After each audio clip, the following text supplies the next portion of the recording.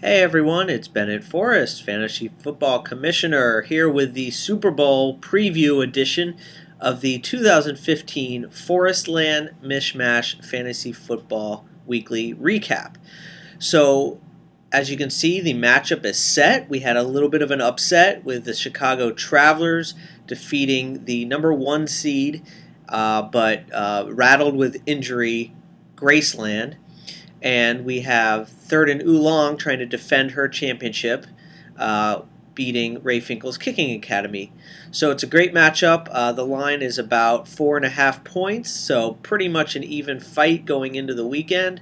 And with the holiday weekend ahead of us, hopefully everyone can sit down and watch some football on Sunday.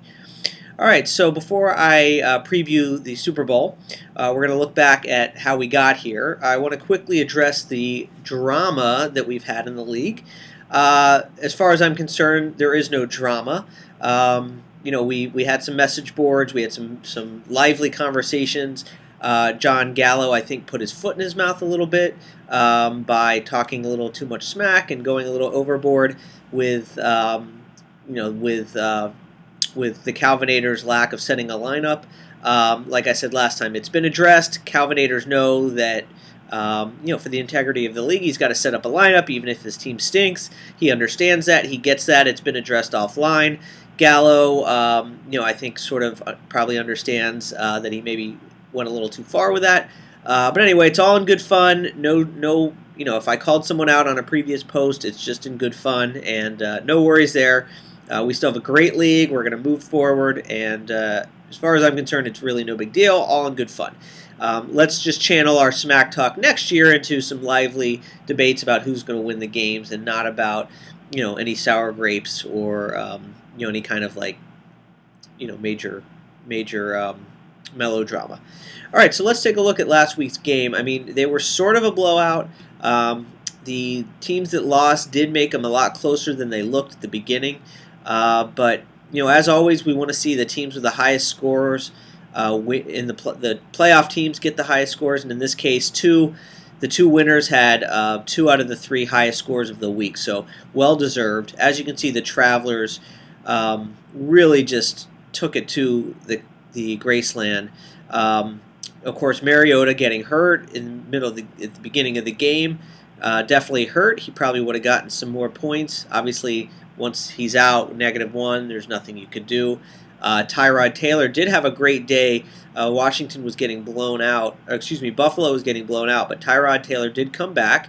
But also, what you have to look at is it benefited more Sammy Watkins, who ended up getting 1 more point than Tyrod Taylor. So Tyrod Taylor's great day got canceled out by the opponent, Sammy Watkins, who had a couple long touchdowns. Obviously, Devontae Freeman getting back on track was great. Amari Cooper, again, that was a late game. That helped make it close. Same with the Demaryius Thomas in the late game. But obviously just not quite enough point. As you can see, the injuries, we had Andrew Luck out. He's been out for several weeks. Andy Dalton was out, which forced either Mariota or Tyrod Taylor. And then, of course, Mariota gets hurt during the game. So just one of those things where the Graceland just peaked a little too early. But give the Travelers credit for picking up Kirk Cousins midseason. He's been actually pretty amazing. Outscoring Aaron Rodgers by 30 points. Julio Jones, had a good day. Great example of fantasy goodness, even on a bad team.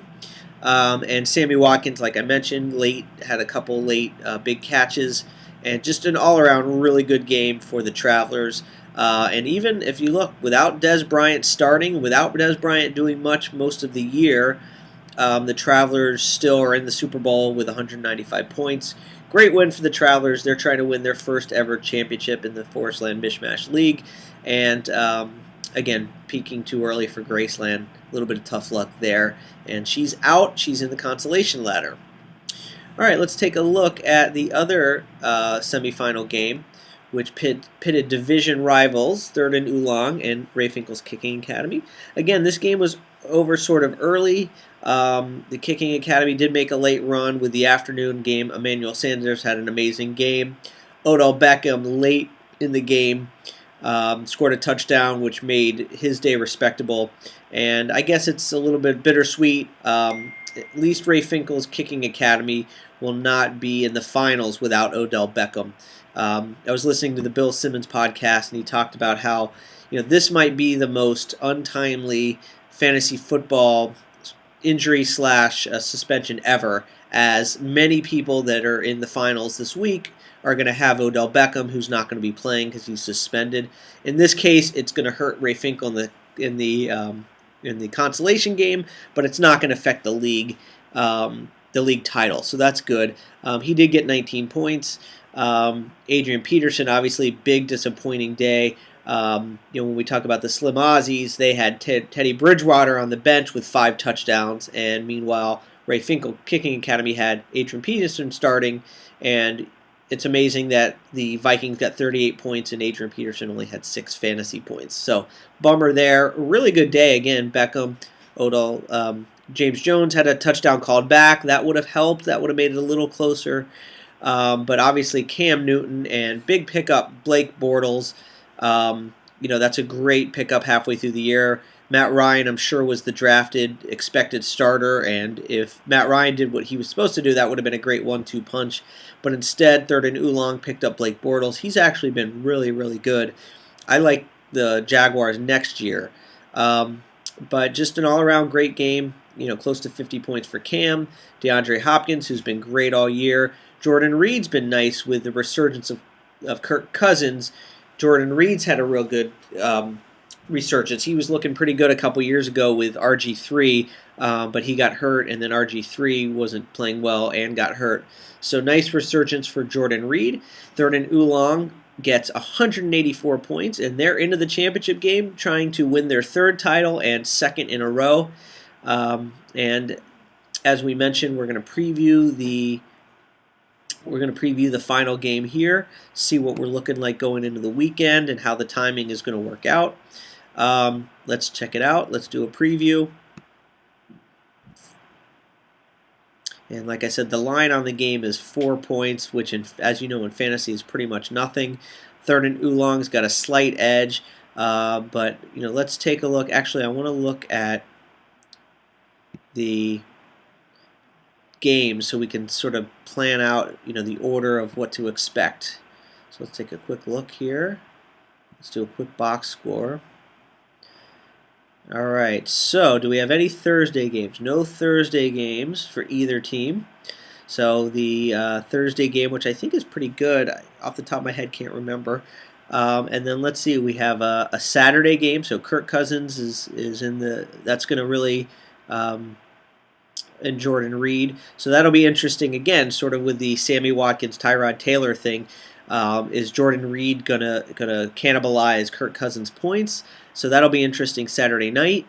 Looks like most of the other games are Sunday, and there's no Sunday night games. As a matter of fact, well, let's see, 1, 2, 3. Third and Oolong got 3 Sunday afternoon games, and the Travelers as well, 3. So it's a pretty even matchup. There's not going to be too many big swings as all the players are playing sort of simultaneously.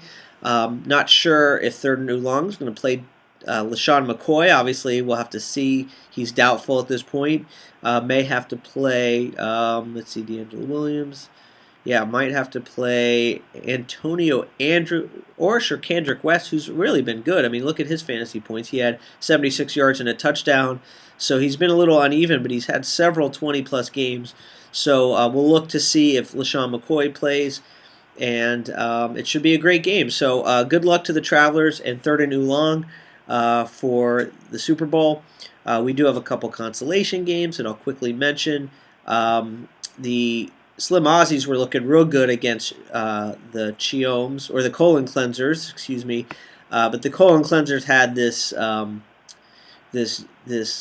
David Johnson guy who just totally cleaned up in the Sunday night game. 29 carries, 187 yards, and 3 touchdowns. Really poor tackling by the Eagles. So the Slim Aussies were looking really, really good all day. And then next thing you know, especially with Jameis Winston and Mike Evans in the Thursday night game, But really, the colon cleansers came back with Roethlisberger, Osweiler, and of course David Johnson in the Sunday night game. So the colon cleansers still in the consolation bracket. The Super Mules have really picked it up as of late to sort of save respectability for the season. They win 158. The Cartel at 6-7-1 defeat Somerset Stallions, also 6-7-1. They get 192 points. And then, of course, we have the consolation game for third place, which does get their money back, featuring Graceland and Ray Finkel's Kicking Academy. So, again, let's move on from all the drama. Let's have fun this weekend. Merry Christmas. Happy New Year. Hanukkah's over, but happy Hanukkah. And look forward to talking to everybody Christmas Eve and beyond. So thanks for listening, and have a great week.